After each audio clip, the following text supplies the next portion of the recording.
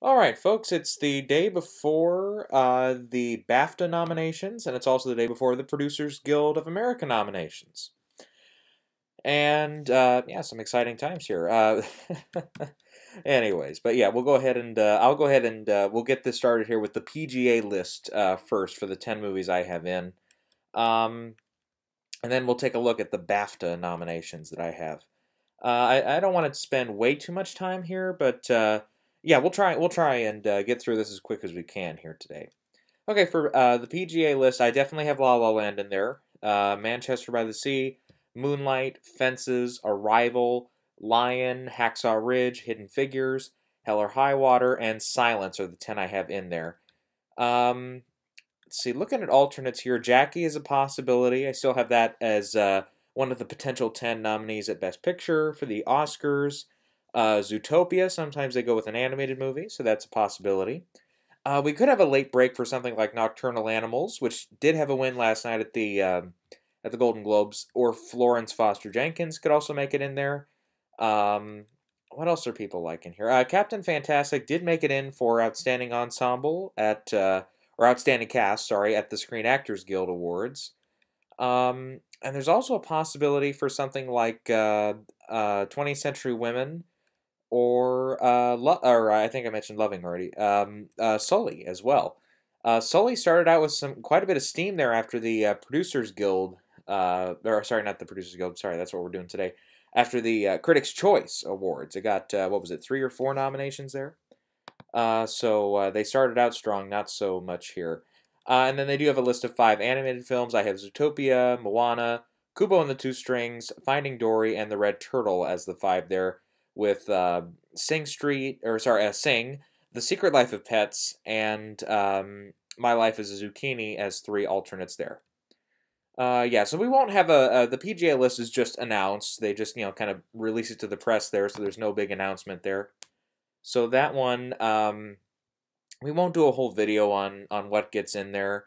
I'll just recap it at some point. But the BAFTA nominations, that on the other hand, does have a live broadcast when they do the nominations. So that one, it will be late tonight, but I'm going to try my best to do it. I'm not going to guarantee anything, because I mean, it's going to be like 1 o'clock my time when they announce them. 1 o'clock in the morning tonight. So it's yeah, again, no guarantee that I'll get to it, but what's going on there?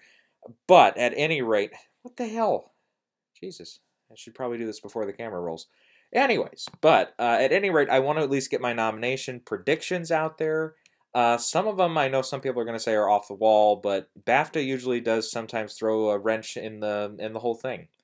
And this is actually the first time that I have solid predictions for BAFTA.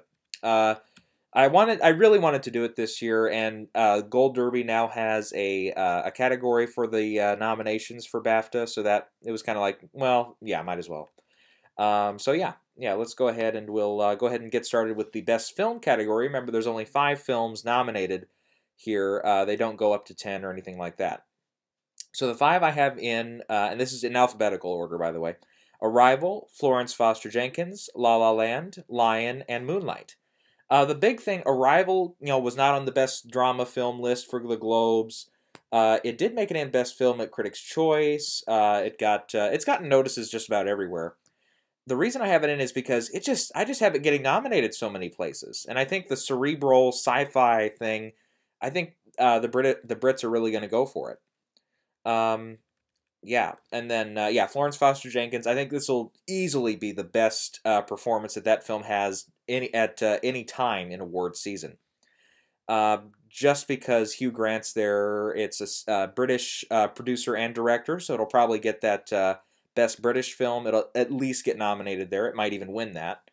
I can't think of too many because like The Lobster has a British producer, but that was actually a nominee last year, so that's not going to be in competition again this year.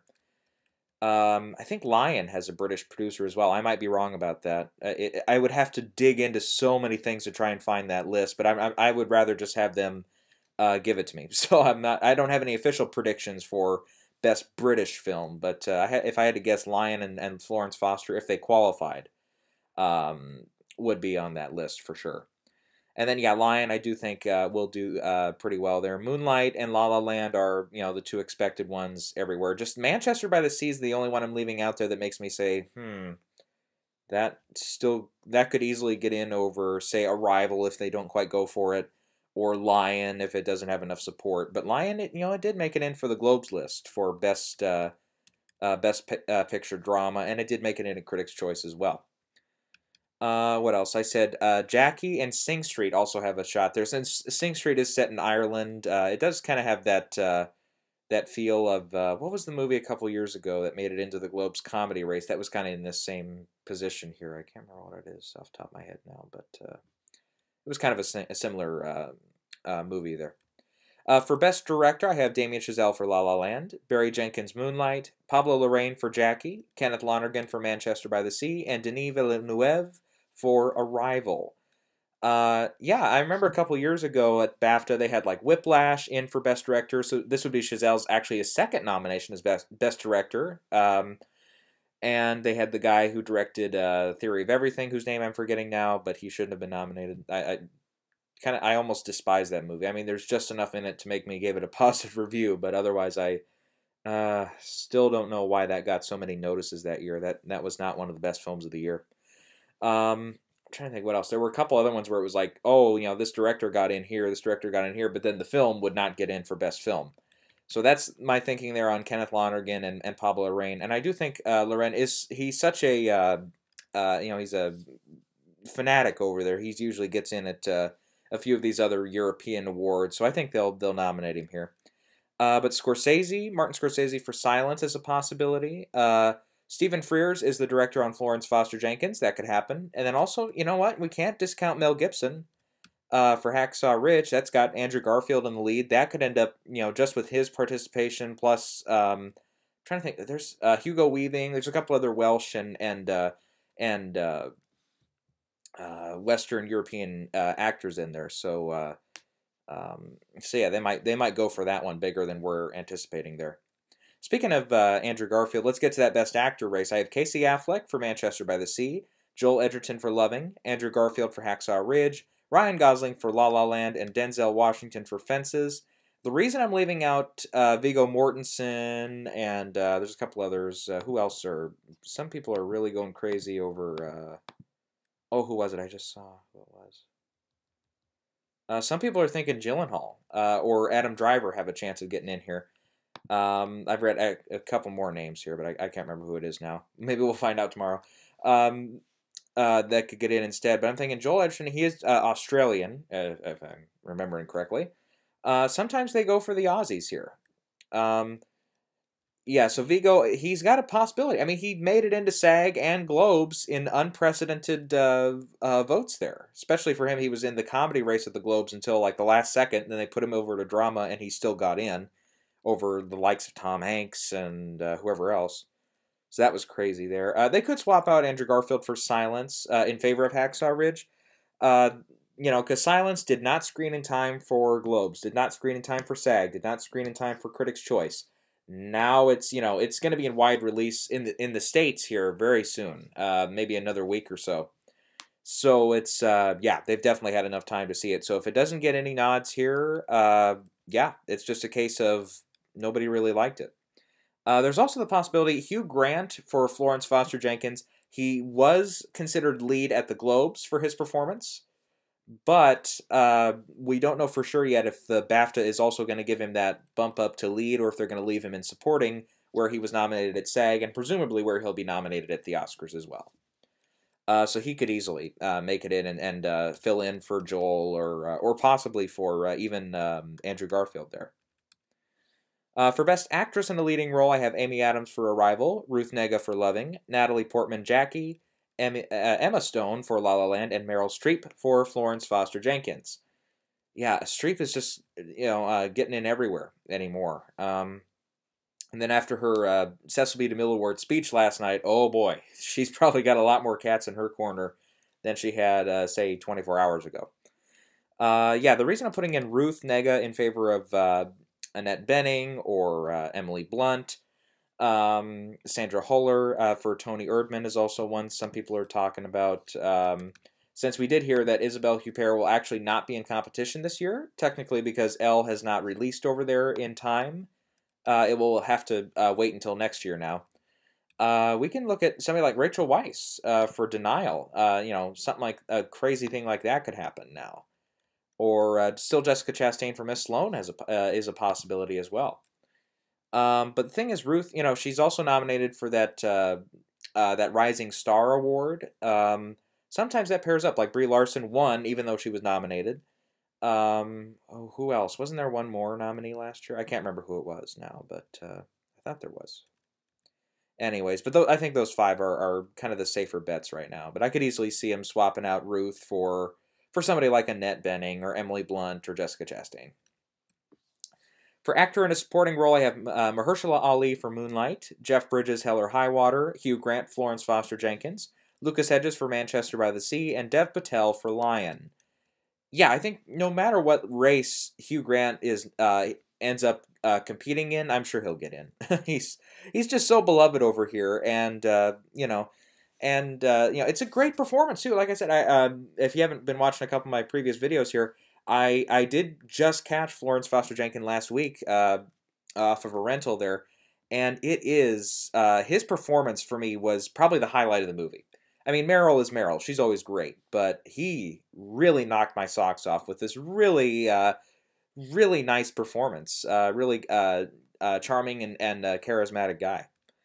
I'll throw in Liam Neeson as a possibility for Silence, Michael Shannon for Nocturnal Animals, maybe his co-star Aaron Taylor-Johnson, who freaking won the Globe last night, still reeling off of that one.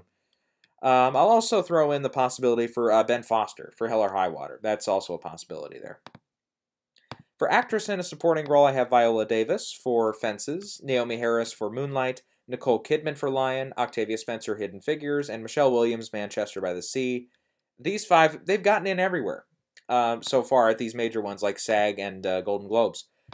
And really, I mean, Octavia is probably the weakest link here, but that's, the other 4 are almost for sure getting in at the Oscars as well. They could swap her out for Janelle Monáe, for who's also in Hidden Figures. Greta Gerwig for 20th Century Women is still in the hunt. They love Helen Mirren over here, and she has Eye in the Sky this year. It's another one I did just recently see. That's a surprisingly really great movie too.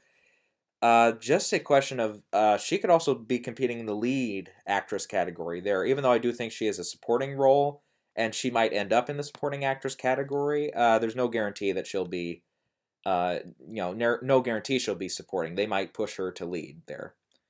We'll move on to the best, the screenplay categories. Best original screenplay first. I have Florence Foster Jenkins, Jackie, La La Land, Manchester by the Sea, and Moonlight here. Even though Moonlight is adapted at the Oscars, it'll be in the original screenplay category here. The same with Whiplash a couple years ago. It's just the intricacies of a couple little things that'll prevent you from lining up 100% there. I'm not even sure if I understand the rules, and I think I read 3 different things, so who knows? But yeah, Hell or High Water has really risen in this race now since, especially in the Oscars, since Moonlight is kicked out and over into that adapted screenplay category. So that it could still get in here. I just the movie setting and a couple little things here and there say, well, the Brits might not go for it. Zootopia and Hail Caesar, Captain Fantastic will also be here. Loving will be in the race as well. So I'll throw in those as a couple of possibilities there.